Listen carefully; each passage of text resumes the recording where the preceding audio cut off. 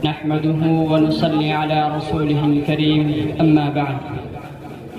عن ابن عباس رضي الله تعالى عنهما عن النبي صلى الله عليه وسلم إنه لعن المتشبهات من النساء بالرجال والمتشبهين من الرجال بالنساء. عن عبد الله بن عمرو أن رسول الله صلى الله عليه وسلم الدنيا كلها متاع وخير متاع الدنيا المرأة الصالحة أو كما قال عليه الصلاة والسلام.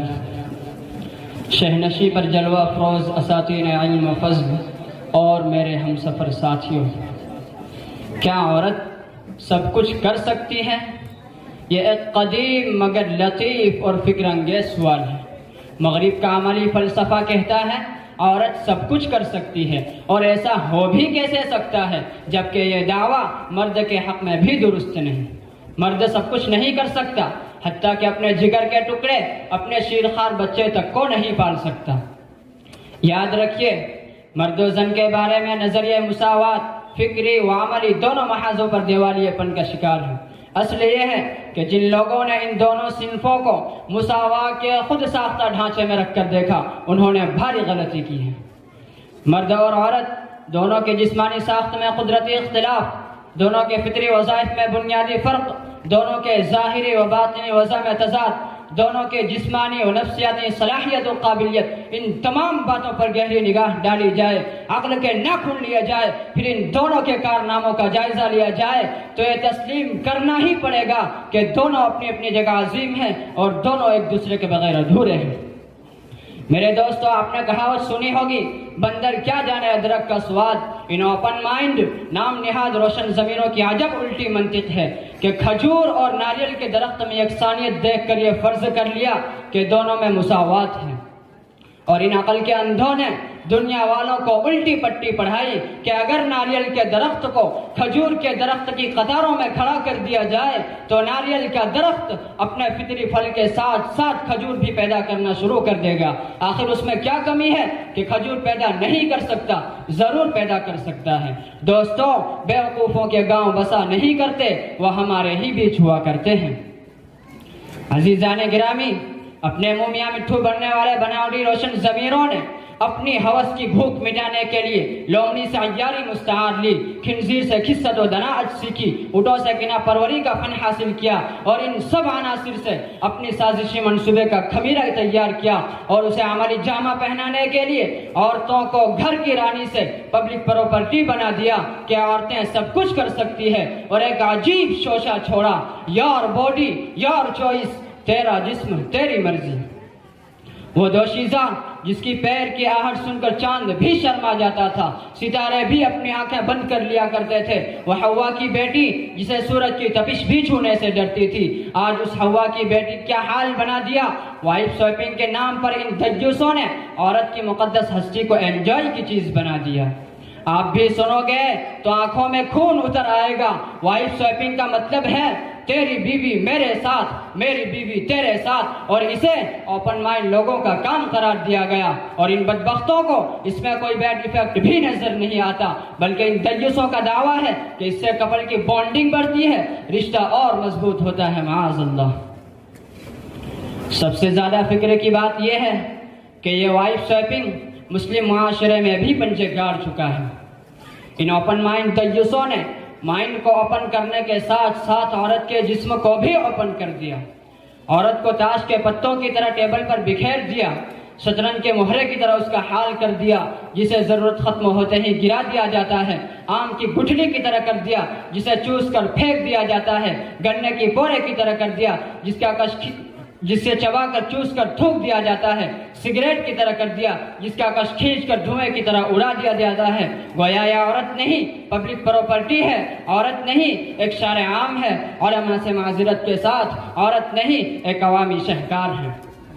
شاعر نے کیا خوب کہا ہے، پھیر چشمے تماشا دیکھ اس حوا کی بیٹی کو کہ اس کے حال پر بے درد راہی مسکراتے ہیں، لرزتے آنسوؤں کا سرمگی آنکھوں میں پانی ہے، گھنی پلکوں میں نا گفتاں فسانے تل ملاتے ہیں، تراشا ہے اسے بھی صانع قدرت کے ہاتھوں نے، اسے بھی دو دلوں کی باہمی الفت نے ڈھالا ہے۔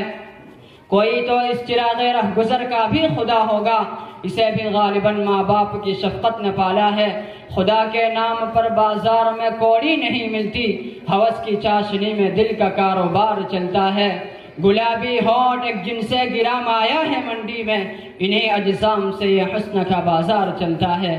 ہائے میرے پاس طاقت ہوتی تو میں اس تقریر کو نہ کرتا، اس معاشرے کی در و دیوار کو ہلا ڈالتا جس نے حوا کی بیٹی کو ننگا کر دیا۔ میرے پاس تلوار ہوتی تو میں ان دیوسوں کی کھوپڑی کی فصل کاٹ دیتا جو پک چکی ہے، لیکن میرے پاس صرف زبان ہے، اور میں نے آپ کے سامنے اس عورت کے زخم پیش کیے ہیں جس کا روپ عیاش انسانوں کے دستوں کے قہقہوں کی دسترس میں۔ عزیزان گرامی، تاریخ کے اوراق کو الٹ پلٹ کیجئے۔ اسلام نے کیسے عورتوں کو فطری مساویانہ حقوق دیے ہیں، آزادی رائے کا حق دے کر ذہن کے بندریچوں کو کھولا ہے۔ ازدواجی زندگی میں اگر مرد کو طلاق کا حق دیا تو عورت کو خلا، تفریق اور فسخ نکاح کے حق سے نوازا۔ جنگی اور سیاسی بارے گرا ان کے ناتواں کندھے پہ نہیں ڈالے، پھر بھی اختیارات انہیں حاصل رہے۔ ان کی غیرت و حمیت اور مصلحت بینی نے جب چاہا ان اختیارات سے فائدہ اٹھایا اور تاریخ کے اوراق پہ تابندہ نقوش چھوڑے۔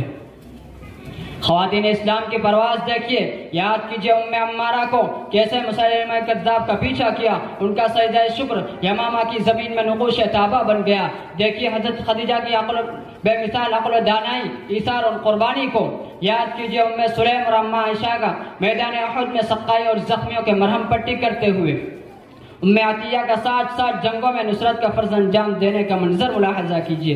قربان جائیے حضرت اسماء بنت یزید پر خیمے کی ایک لکڑی سے 9 رومیوں کو موت کے گھاٹ اتار دیا۔ قربان جائیے حضرت اسماء بنت یزید پر عبداللہ بن زبیر کی لاش 3 دنوں سے سولی پہ لٹکی ہے۔ لاش کی طرف اشارہ کرتے ہوئے فرماتی ہے، ابھی اس شہ سوار کے لیے اپنی سواری سے اترنے کا وقت نہیں آیا۔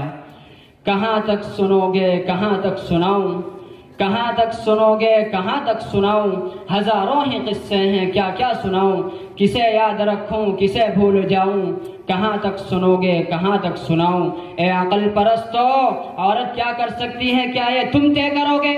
یہ منہ اور مسور کی دال، یہ بات تو خالق کائنات نے عورت کی تخلیق کے وقت ہی طے کر دی ہے۔ علامہ اقبال نے کیا خوب کہا ہے، وجود زن سے ہے تصویر کائنات میں رنگ، وجود زن سے ہے تصویر کائنات میں رنگ، اسی کے ساز سے ہے زندگی کا سوز دروں، شرف میں بڑھ کے سریا سے مشتخاک اس کی، کہ ہر شرف ہے اسی درج کا در مکنوں، مکالمات فنا تو نہ لکھ سکی لیکن اسی کے شعلے سے ٹوٹا شرار افلاطون۔ وآخر دعوانا ان الحمدللہ رب العالمین۔ واہ رے تیری تقریر، واہ رے تیرا بیان، کچھ وقت تک سب کو انگشت بدندہ کر دیا۔